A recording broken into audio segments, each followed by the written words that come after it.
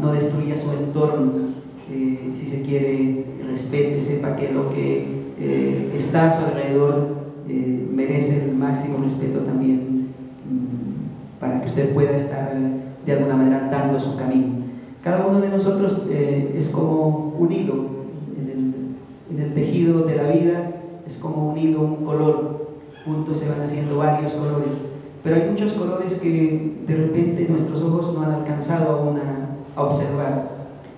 Seguramente solamente se puedan ver desde el punto de vista de lo que serían los ojos del alma, tal vez los ojos de la espiritualidad.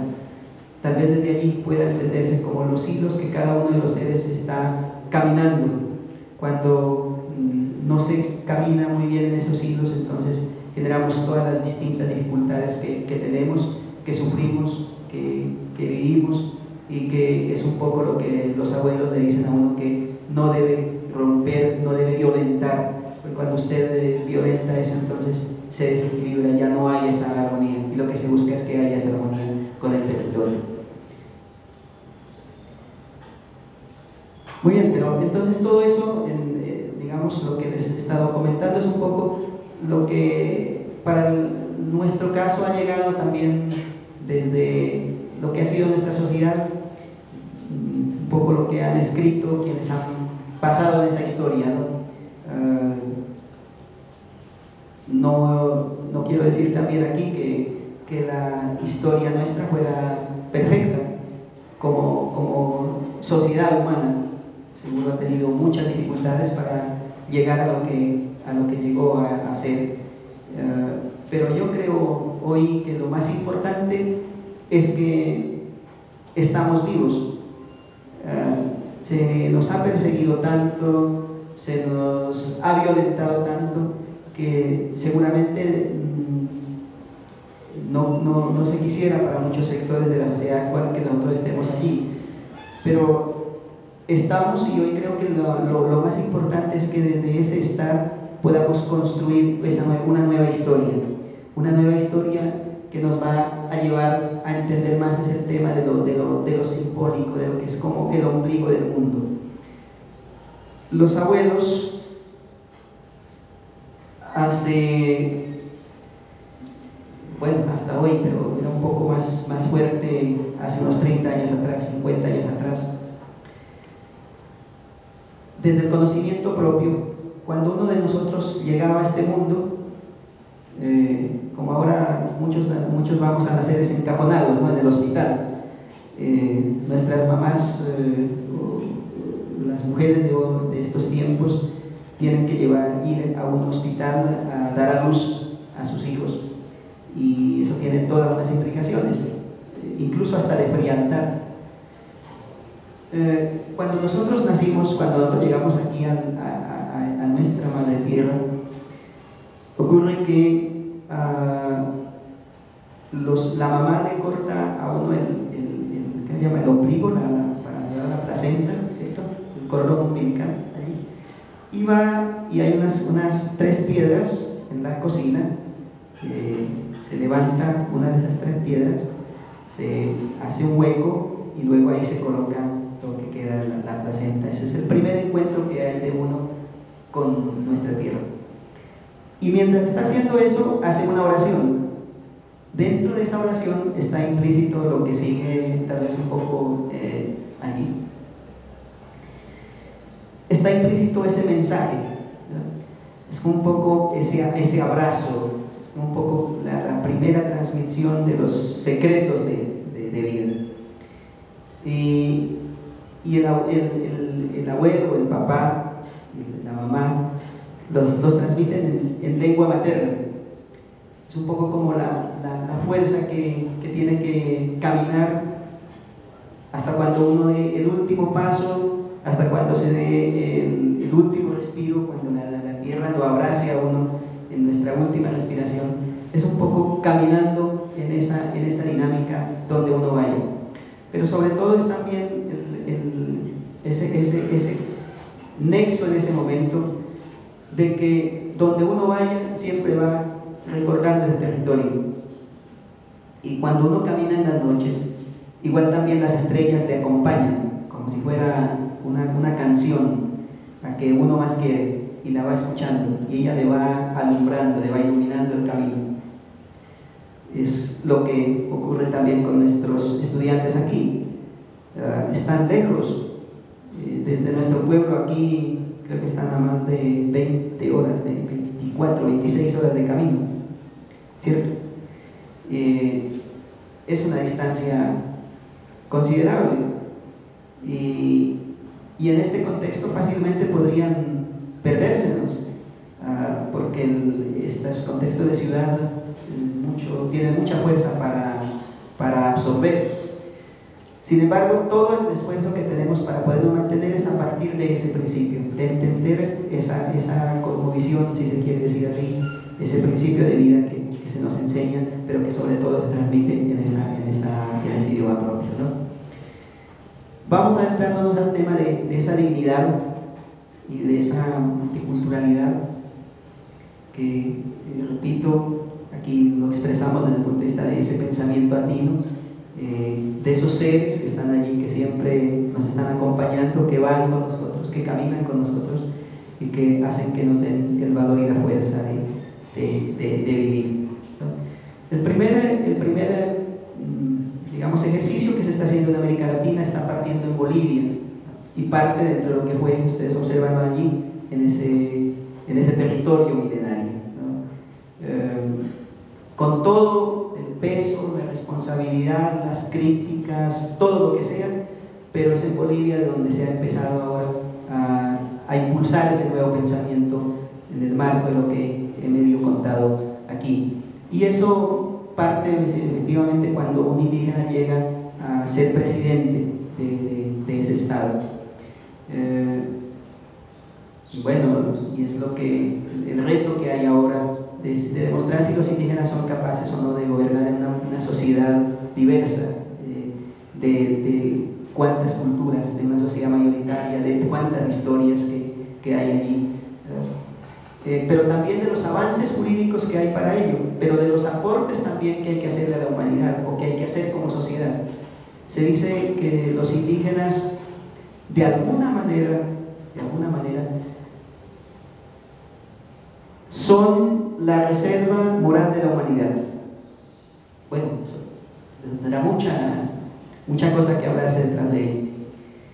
Si son la reserva moral de la humanidad, pues seguramente van a dar un ejemplo de vida en ese contexto.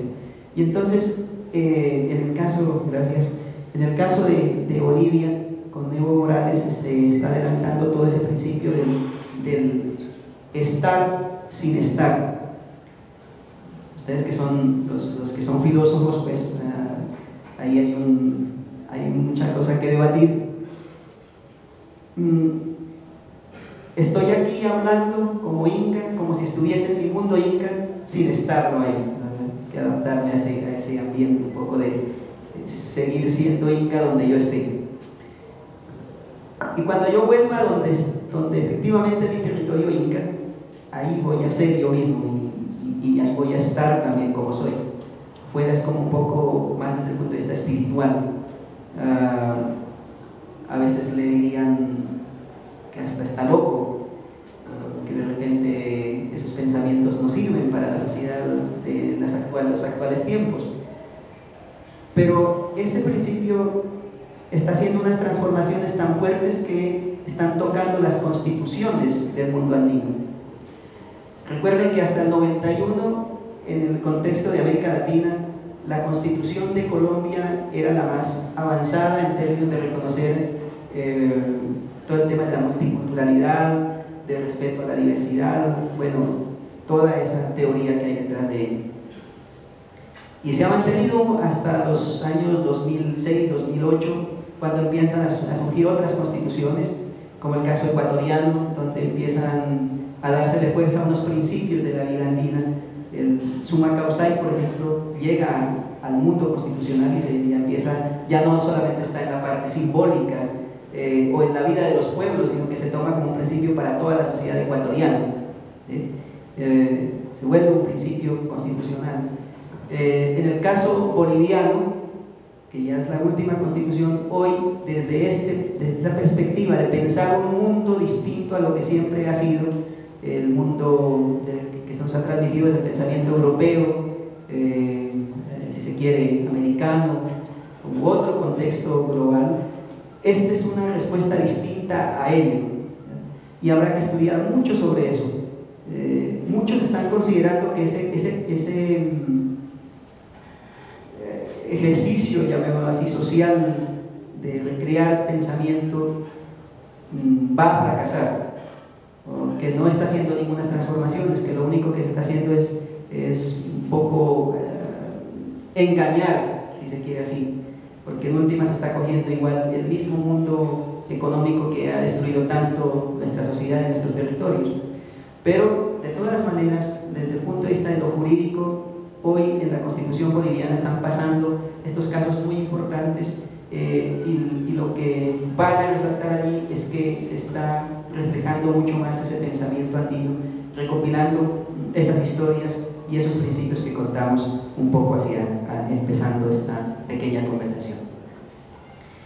Y si nos vamos ya más allá, ahora sí, entrando a nuestro contexto en Colombia, pues ustedes pueden ver allí que en el artículo 1 de nuestra Constitución se establece que Colombia es un Estado social de derecho, que está organizado de forma de república unitaria, pero que también allí van a respetar las autonomías territoriales, la democracia, la participativa y pluralista.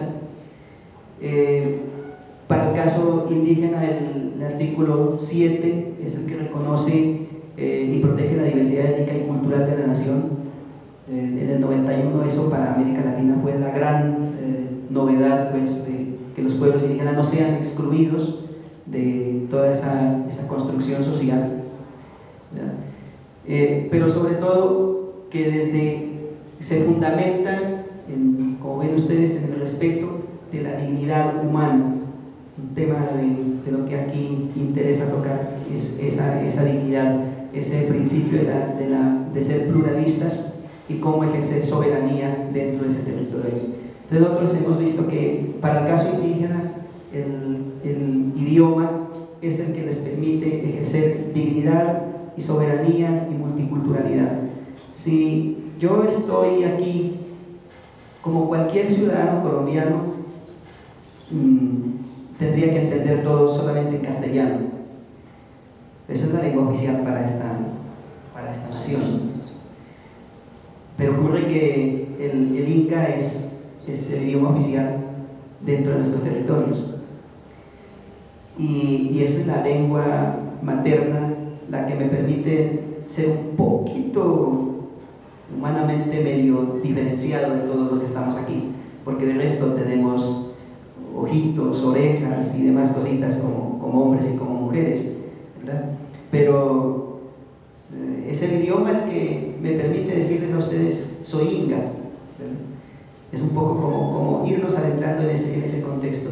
Y creo que hay un ejercicio en el tema de Bolivia, voy a decir como si aquí estuviésemos en Colombia, departamentos o municipios donde haya presencia de pueblos indígenas. La comunidad o la gente de esos departamentos, de esos municipios, tiene por principio de vida que aprender esa lengua indígena también, para poder entender mejor esa realidad. Tal vez ahí también hay un tema de ejercer más soberanía sobre su territorio, afirma más su sentido de pertenencia. Cuando nosotros no queremos y no queremos nuestro territorio, entonces lo violentamos. Y creo que el idioma permite que la humanidad, como que si tuviese un tema más de entendimiento propio. Muchos dicen que los pueblos indígenas, cuando dejan de hablar su idioma, mueren un 70%. ¿Cómo será estar muerto un 70%? Un 30% vive. ¿Cómo explicar esa dinámica de vida?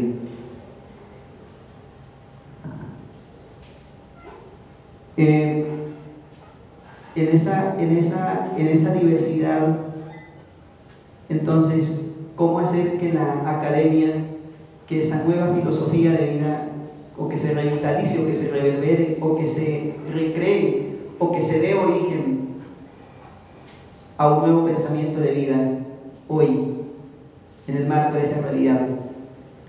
Y si nosotros fuésemos al tema de lo que se está viviendo en el marco del conflicto, ¿cómo revitalizar, cómo reverberar, ahora que está tan de moda la palabra post-conflicto, qué hacer en ese nuevo engranaje social que debe recorrer nuestro país, teniendo en cuenta que tenemos unos orígenes de varios pueblos, de esa multiculturalidad? Bueno, algunos estamos renegando mucho de esa manera de pensar, otros están valorando. Ayer encontraba en el aeropuerto una señora que me decía: en mi casa yo hablo con las plantas, he podido hacerlo, mis hijas han entendido también que yo puedo conversar con las plantas. Si yo la regaño, la planta se pone triste, a veces no quiere florecer o se enferma, pero si yo le pido que se ponga bonita, que quiero verla florecer pronto, entonces en los tiempos que florecen normal, resisten enfermedades.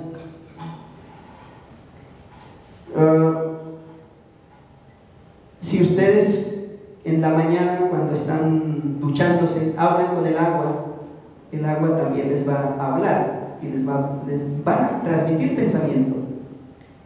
¿Cómo transmiten ese pensamiento? Así como ello, ¿cómo también nos relacionamos mejor con lo que tenemos?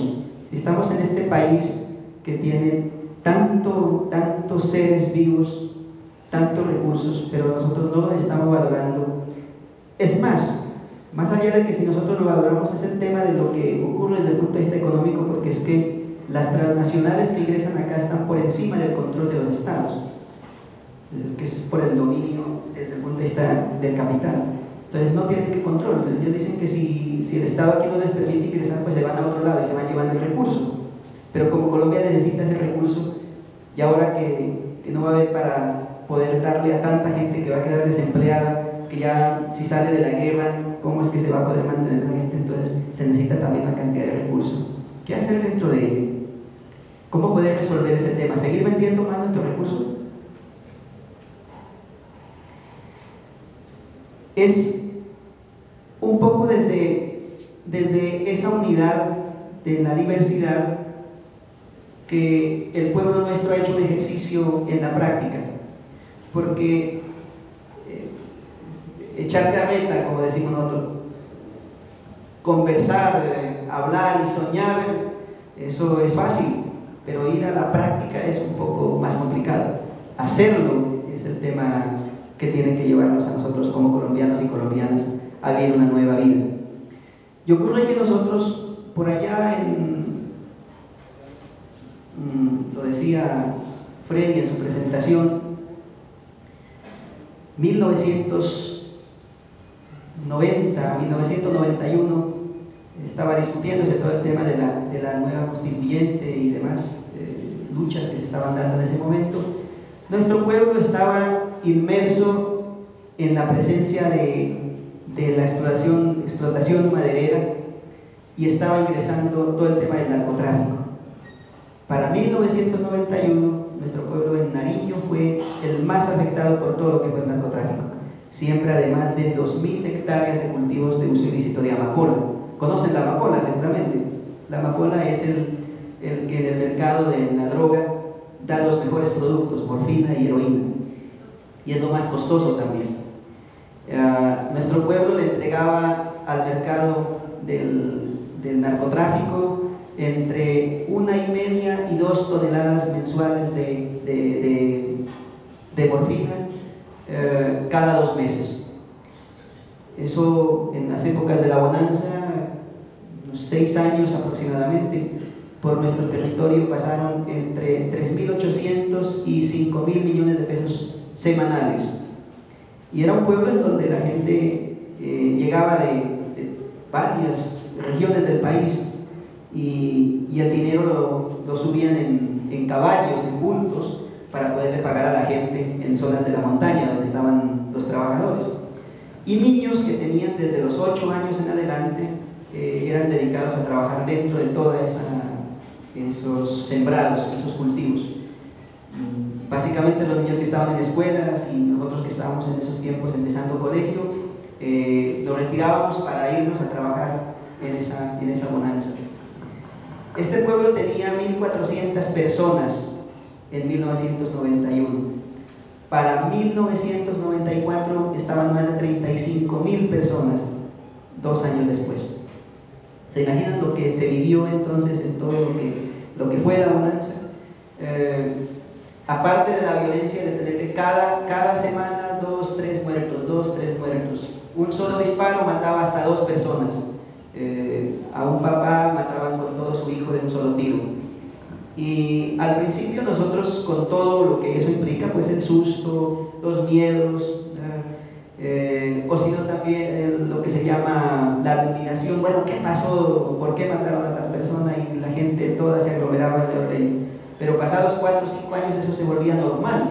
Mataron a alguien en la esquina, bueno, alguien lo miraba y seguía. Si había que seguir bailando, pues seguían bailando, y si había que seguir tomando chicha o cerveza o aguardiente, seguían en la fiesta, sin importar que el muerto allá incluso estuviera solo en su velorio. A Colombia le pasa igual también. A veces creo que en ese marco se ha perdido esa sensibilidad. Estamos en un ejemplo pequeñito allí. La guerrilla de las FARC hace presencia en ese pueblo es el bloque central, el Frente 29 de las FARC, el sur. El territorio está dentro, minado también con toda esa presencia de grupos que incluso en principio ha sido también el ELN. Luego, junto con el narcotráfico, también hacia el 98 ya empiezan a ingresar grupos de paramilitares, y se imaginan, pues ese es un pueblo que queda a 3 horas y media de la capital, que es Pasto, en el departamento de Nariño, muy cerca, y sin embargo hay que pasar 6 retenes para llegar al pueblo. Empieza el ejército, la policía, los paramilitares, luego las guerrillas, y cada uno pidiendo los documentos para llegar ahí. En el pueblo hay control sobre movilidad, no podemos movernos.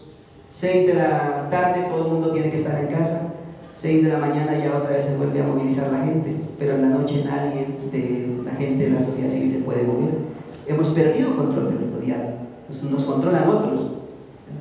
El mundo económico y el mundo judicial se mueve por otros, no por nosotros. Y digo el mundo judicial porque la guerrilla es la que controla. Si alguien comete un delito, lo que se considere delito, allá es donde se resuelven los problemas. Allá hay que ir para resolver los problemas. Cuando llegan los paramilitares y toman fuerza también, con ellos hay que resolver los problemas.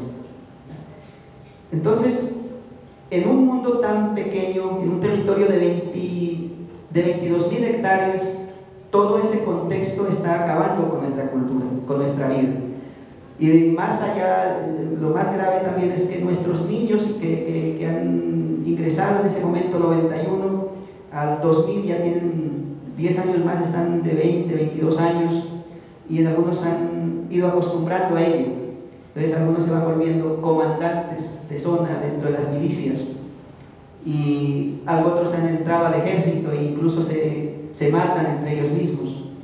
Uno de los hechos que se recuerda es cuando llega el ejército y bombardea toda una casa, y en un solo golpe matan 6 personas de la guerrilla, pero ocurre que todos los que mueren allí son de la comunidad. Y eso complica toda la vida nuestra, y en el departamento es por allí por donde se empieza a desarrollar todo el tema luego de las fumigaciones.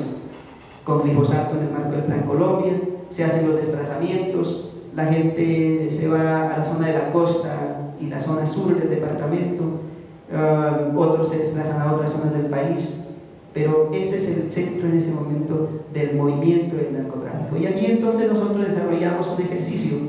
Ese ejercicio, ahora sí vamos a ver, les voy a invitar a que creo que están cansados de escucharme, entonces vamos a distraer un poco la mente en otro lado. Ese ejercicio ¿Qué fue lo que dijo? Vamos a salir del narcotráfico. No porque el gobierno nos diga que tienen que salir, tenemos que salir, sino que vamos a hacerlo nosotros, como pueblo, porque nos está dañando la soberanía sobre el territorio que tenemos, porque nos está violentando nuestra dignidad como personas ingas, porque nos está violentando nuestra autonomía en el marco de lo que ha sido nuestra identidad cultural.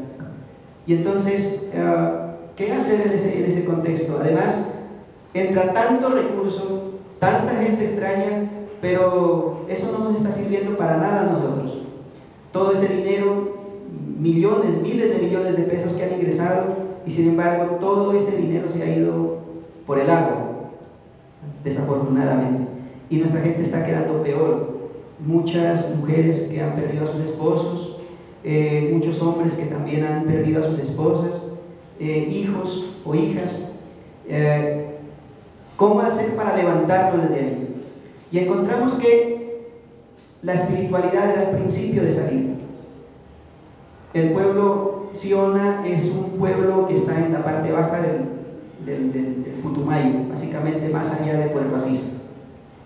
El pueblo Copán es un pueblo que están ambos pueblos en esa zona del medio y bajo Putumayo, y que están entre Ecuador y Colombia.